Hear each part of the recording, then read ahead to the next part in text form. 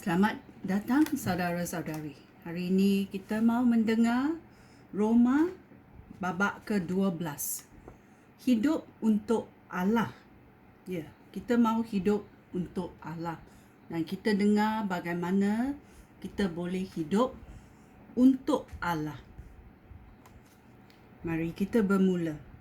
Saudara-saudara aku, kerana Allah sangat baik kepada kita, aku mengesa kamu supaya mempersembahkan diri sebagai suatu korban yang hidup, yang khas untuk Allah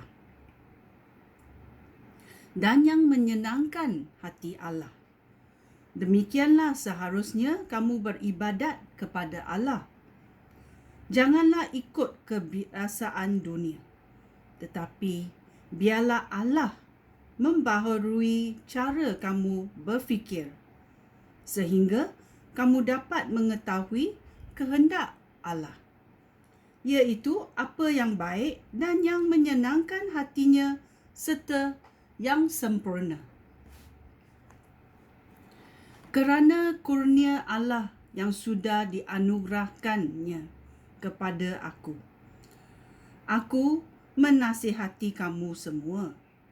Janganlah anggap diri kamu lebih daripada yang sepatutnya, tetapi nilailah diri masing-masing dengan rendah hati, menurut kebolehan yang dikurniakan oleh Allah. Kerana kamu percaya kepada Yesus.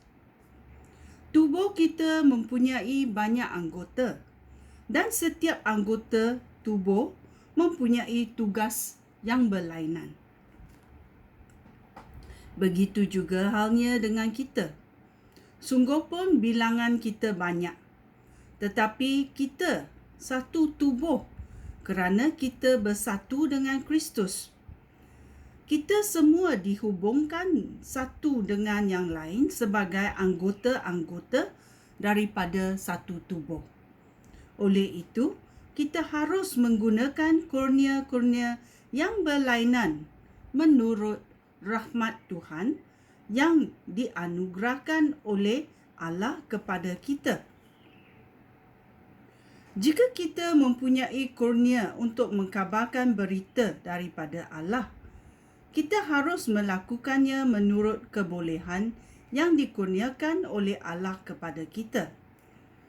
Jika kita mempunyai kurnia untuk menolong orang lain, kita harus menolong mereka. Jika kita mempunyai kurnia untuk mengajar, kita harus mengajar. Jika kita mempunyai kurnia untuk menggalakkan orang lain, kita harus melakukannya. Sesiapa yang mempunyai kurnia untuk berkongsi milik dengan orang lain harus melakukannya dengan murah hati. Sesiapa yang mempunyai kurnia untuk menjadi pemimpin harus memimpin dengan tekun. Sesiapa yang mempunyai kurnia untuk menunjukkan belas kasihan kepada orang lain harus melakukannya dengan sukacita. Kamu harus mengasihi orang lain dengan ikhlas. Kamu harus membenci apa yang jahat, tetapi berpegang kepada apa yang baik. Kamu harus saling mengasihi dengan mesra sebagai saudara dalam keluarga Kristus. Hendaklah kamu saling mendahului untuk memberi hormat. Jangan malas, tetapi bekerjalah dengan rajin. Abdikanlah diri kepada Tuhan dengan semangat daripada Roh Allah.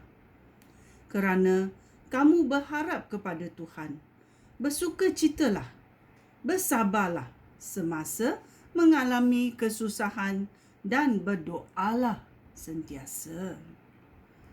Hendaklah kamu berkongsi milik dengan saudara seiman yang memerlukan bantuan, dan sambutlah saudara seiman yang tidak kamu kenal ke rumah. Berdoalah kepada Allah supaya Dia memberkati orang yang menganiaya kamu. Mintalah Allah memberkati mereka. Dan janganlah minta Allah mengutuk mereka. Bersukacitalah dengan mereka yang bersukacita. Dan menangislah dengan mereka yang menangis. Hendaklah kamu semua hidup rukun. Janganlah bercakap sombong. Janganlah tolak tugas yang dipandang rendah. Janganlah anggap diri kamu lebih bijak daripada yang sebenarnya. Jika seseorang berbuat jahat terhadap kamu, janganlah balas dia dengan kejahatan. Berusahalah untuk melakukan apa yang dianggap baik oleh semua orang dengan sedaya upaya. Berusahalah untuk hidup damai dengan semua orang. Saudara-saudara aku, jangan sekali-sekali balas dendam. Biarlah Allah membalas dendam. Di dalam Alkitab tertulis, Aku akan membalas kejahatan mereka. Aku akan menghukum mereka. Firman Tuhan. Janganlah balas dendam, tetapi lakukanlah apa yang tertulis di dalam Alkitab. Jika musuh kamu lapar, berikanlah dia makan. Jika dia dahaga, berilah dia minuman. Kerana dengan berbuat demikian, kamu akan membuat dia malu. Janganlah biarkan diri kamu dikalahkan oleh kejahatan. Tetapi kalahkanlah kejahatan dengan kebaikan. Ya, ini adalah cara-cara kita boleh hidup untuk Allah. Kita harus saling mengasihi dengan mesra sebagai saudara dalam keluarga Kristus. Ya, ini adalah Roma babak ke-12. Sekian, terima kasih. Shalom.